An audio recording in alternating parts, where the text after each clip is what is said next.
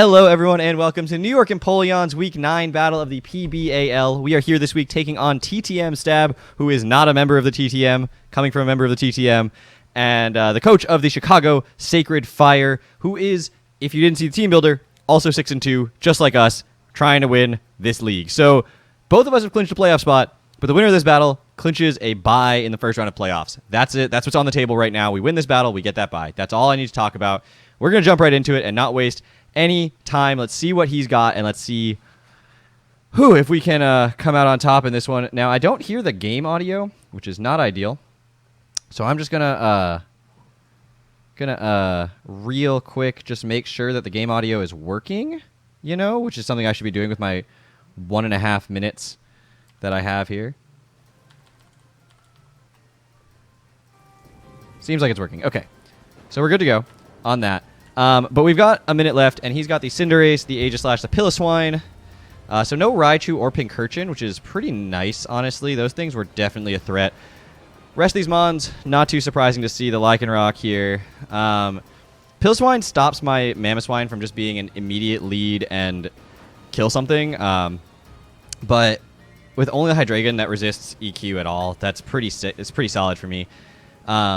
And I could just go with the Vikavolt lead here. You could lead with the Lycanroc, which is not the end of the world if he does do that. So we're going to go with the Vikavolt lead. At least we keep our Sash intact. If he does lead with the Piloswine, I can go for the Energy Ball and try to get some damage off on that before Vikavolt takes any damage and keeps its Sash intact. And I don't have removal this week, but that's okay. We're going to make it work. I've only got one Sashmon, and I'm leading with it, so that is what it is. We do have access to the Sticky Web if we want it, though against the roster he brought, I'm not 100% sure it's going to end up mattering that much. He actually leads with the Cinderace just straight up. That is not the Mon I was expecting him to lead with. But that's okay. We have our Vikavolt here, and I can just go for a Volt Switch. I'm going to do it. I don't lose a whole bunch, if we're going to be honest. I don't actually know how much I'm going to be doing to a Gmax Cinderace, but I'm shocked that he would just straight lead with it. So, I mean, if he doesn't Gmax... Oh, he does Gmax right away. Okay. So we're doing like 30%, which isn't negligible. Wow, I'm blown away that he would just immediately Gmax like this. I'm not sure what exactly his plan is here. We have a Sash, though, so no matter what, we are going to be able to take a hit from this thing. And goes for the max Airstream. So he wants to be fast. Doesn't even do half, actually. Which is really interesting. But now he's super speedy. Though I'm not sure to what benefit that serves him. Since he's Gmaxed right now, I could go into Mamoswine.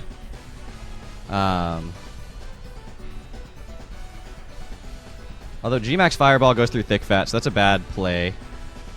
Could go Mandibuzz, which can take any one hit, stall out the Gmax here, and Whirlwind when it comes down again. So that's what I'll do. Fireball's doing a little over half to this particular set, which isn't ideal, but is manageable, as we just roost away any damage that he's going to get here, and are going to be able to Whirlwind him out when the time comes. So Max Knuckle, +1 attack. Scary, but potentially manageable. So we're gonna roost here. That did actually like nothing. I'm really shocked that that did so little damage.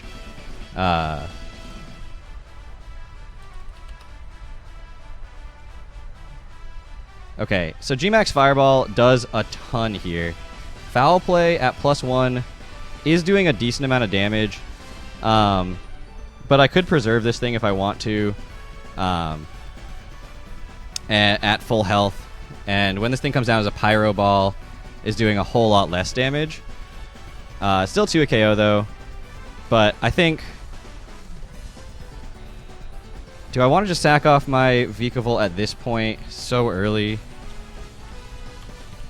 Probably better than letting my Mandibuzz take any more damage, is just letting the Vikavolt take this hit, unfortunately. And then go back into that and be able to whirlwind this out and not have to lose right away to it, because that would suck. So let it kill the Vikavolt. That's fine. So Gmax Cinderace kills Vikavolt with Gmax Fireball.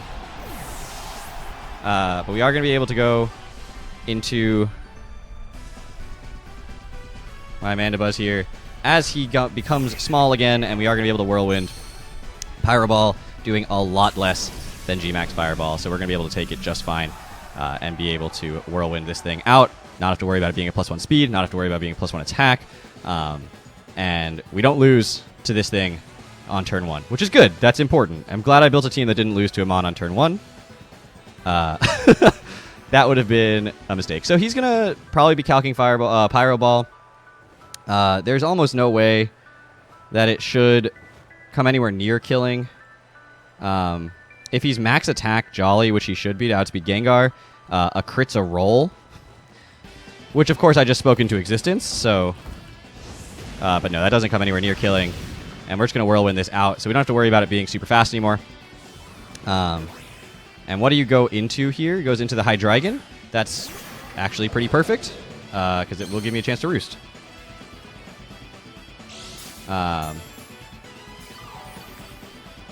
Barring a Life Orb or some boosting item on this Hydreigon, we should be able to take a hit here. If he Draco's right off the bat, then he'll kill, but if he Draco's right off the bat, then I have a lot of mons I can go into, so we're just going to Roost. He may U-turn. He just Draco's. He lands it. Let's see if this kills. Let's see what kind of investment he has.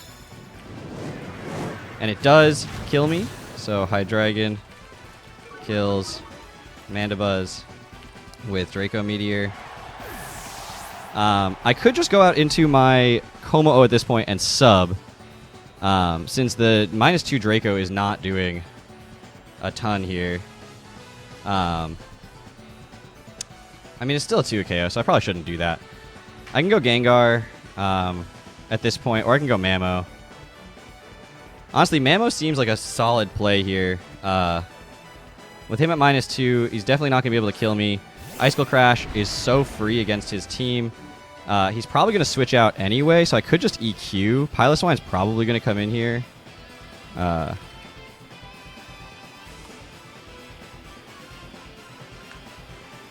Icicle Crash into Superpower should take it out if it's not fully physically defensive.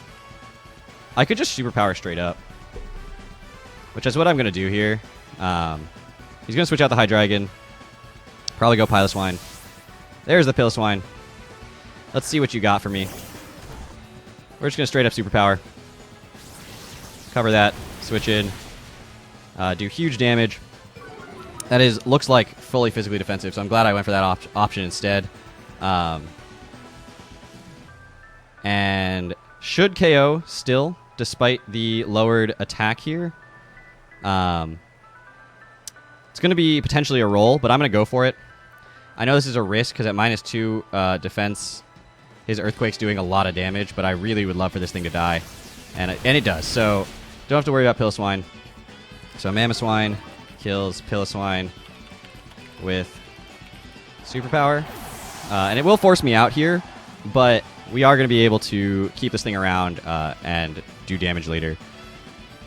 The problem is, what is he going to go into at this point to take advantage of the fact that I have to switch out now?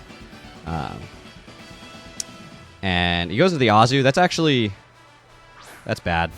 Are you going to Belly Drum?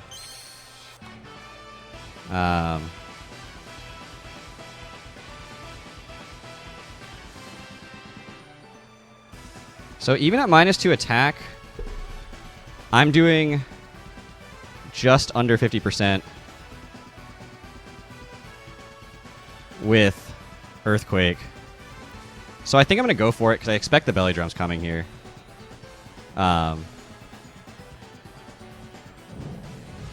There we go. Just under 50%. And he goes for the Belly Drum. He has the Citrus Berry, so it didn't matter. Like, it was going to be able to get that off no matter what.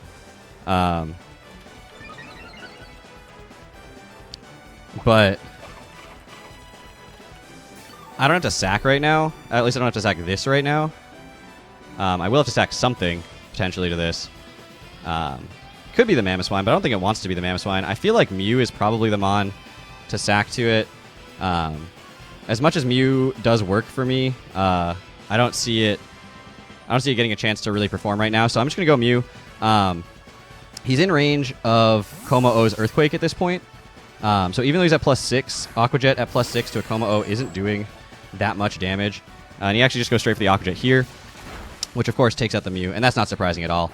But +6 Aqua Jet isn't going to kill my Como-O at this point. So I can just go into that. So Azumarill kills Mew with Aqua Jet. And I could set up a substitute, but that doesn't feel worth it. I think just going for an EQ here, taking out this thing, which there's, based on the damage the Mamoswine did, there's no way this thing should live in an EQ from here. As we go for that Earthquake, and are going to get some nice damage, take out the Azumarill. Not have to worry about that thing being too big of a threat, so Como-O kills Azumarill with Earthquake. And he does still have the Hydreigon, which is still a nuisance to me, but Gengar should be okay, and Mamoswine, between the two of them, should be able to handle what he's got left. So he actually goes Lycanroc here. That thing's got Play Rough. I know it does, which is unfortunate. I don't have a switch in for it right now, so I have to let this thing die. So I'm just going to go for the Earthquake here. He could miss the Play Rough. I mean, he went into it because he has it. You know, that's an answer to this. But there's nothing I can do to switch in hard on it, so I just have to let this thing die to the Play Rough. So Lycanroc kills Como-O with Play Rough. And I could go Gengar here, or I could go Mamo and just EQ. Or I could Icicle Crash. But I think Mamo is still sort of a win con against his roster, so I'm going to go Gengar, which kind of sucks because it will mean that potentially I'm putting it in range of the Sucker Punch. But I can max Overgrowth here.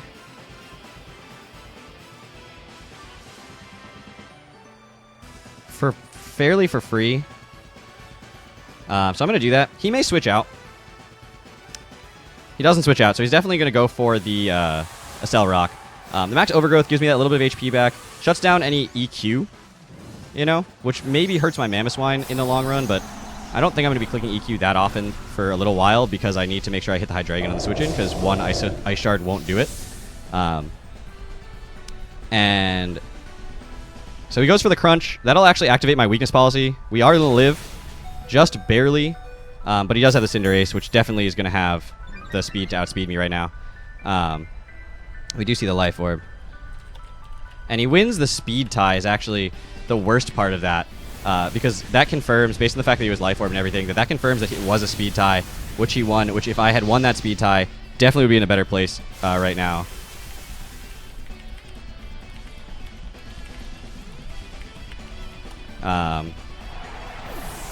But unfortunately, because of that, the Cinderace can come in here and take me out. The Aegislash, Shadow Sneak can also do it. And that's really, really unfortunate that he won that speed tie. If he didn't win the speed tie, I think we were in a really good position there.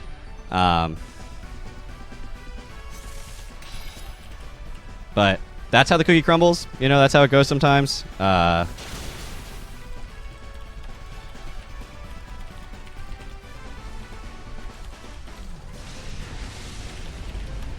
So it's going to be Mamoswine versus the world. Crazier things have happened, certainly. Crazier things have definitely happened in life. I think... So I could Earthquake here with the grassy terrain up.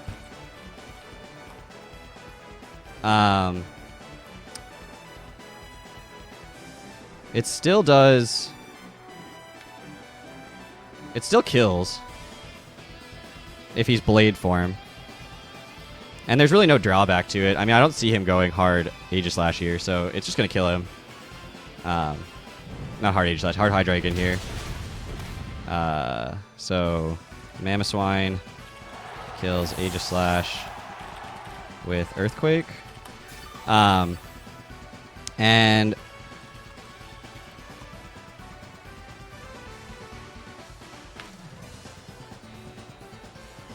Hydreigon is just a little too healthy for an Ice Shard to kill. An Ice Shard crit definitely kills if he's not invested. So that's what we're going to play for, because that's the game that we're playing right now. It's all about this Ice Shard crit here. And we get the crit, it looks like, but it does miss the roll. If he's uninvested, there is literally one roll that he survives on a crit. One roll that he survives that crit. We played for it. We got it. But unfortunately, we just didn't quite get close enough. So Mamoswine dies to a Dark Pulse. And that is going to be how the regular season ends. My fate is now no longer in my hands. We are 6-3 and plus 11 with a -2 from this game. And my opponent is 6-2 plus 11. If he, not my opponent, but another player, if he loses, no matter what the differential, well, barring a 0's differential, but as long as he loses, we are in the top 2. If he wins, we are 3rd. We have to play next week. I don't know what's going to happen, so if there's a video next week, you know that I ended up needing to play, and if there's not a video next week, you know that I didn't. But that's where we are, no longer in my hands. I hope you all enjoyed this video. I will see you guys all back here for the playoffs, because we did qualify. We just didn't necessarily get the bye yet. Still could. Anyway, I will see you guys all back here later. Take care, everybody.